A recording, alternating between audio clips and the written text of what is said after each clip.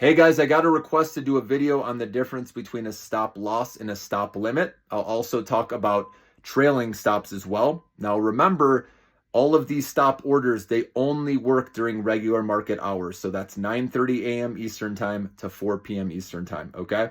It will not trigger outside of regular market hours. So this is where I like to set an alert in Thinkorswim.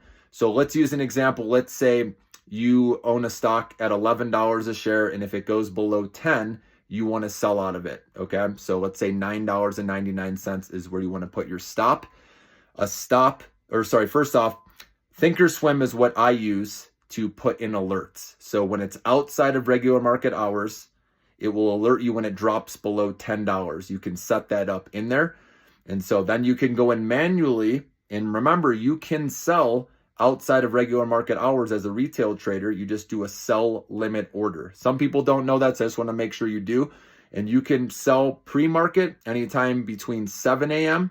and 9:29 a.m. Eastern time. And then after market hours, with most brokerages, these are the hours.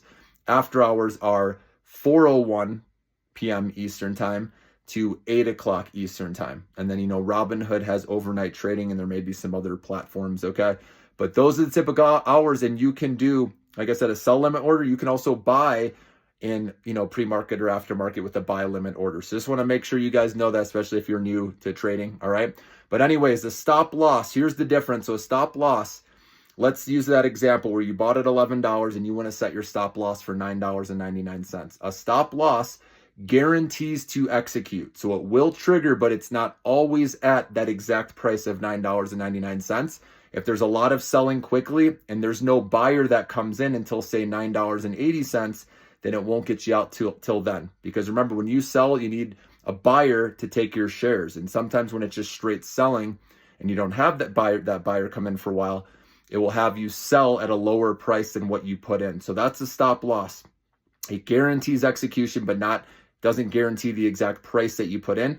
Whereas a stop limit will guarantee that it executes only at $9.99.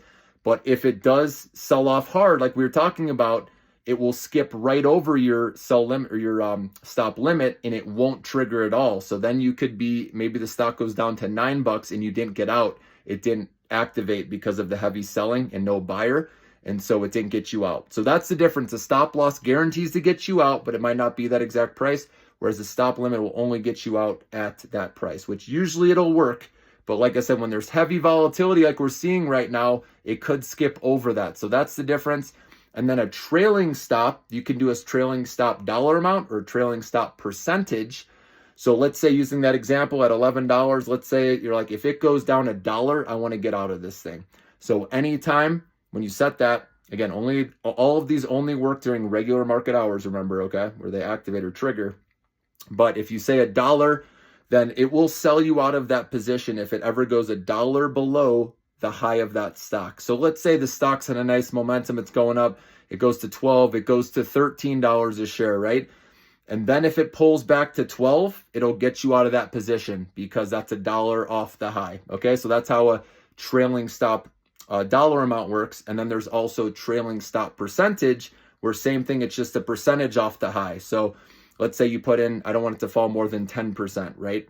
So if it goes up, using that example, up to 13, what's 10% of 13? $1.30. So if it goes up to 13 as a high and then pulls back to $11.70, it's going to get you out. So that's how the trailing stop percentage works. So hope that helps you guys. It's important to know these. And right now, like I said, if you're short-term trading, it's great to use these. You live to see another day, get out and look to find another entry point, okay? Because right now, like I said, very volatile, and we're seeing, it's more risk off. It was good to see a dead cat bounce today. But like I said, it could be the market for a little bit where it goes up a little, then down a little more, up a little, down a little more. So you always want to protect your downside right now. And then when there's, and keep your position sizes smaller right now, okay, in case things do want to get ugly. But then once we can clear through some resistance levels, then, you can bump up your position size if you want when we get more on a bull run, which it could, take another quarter. No one knows exactly when it's going to happen. But by the second half of this year, it looks like that's when things could get better.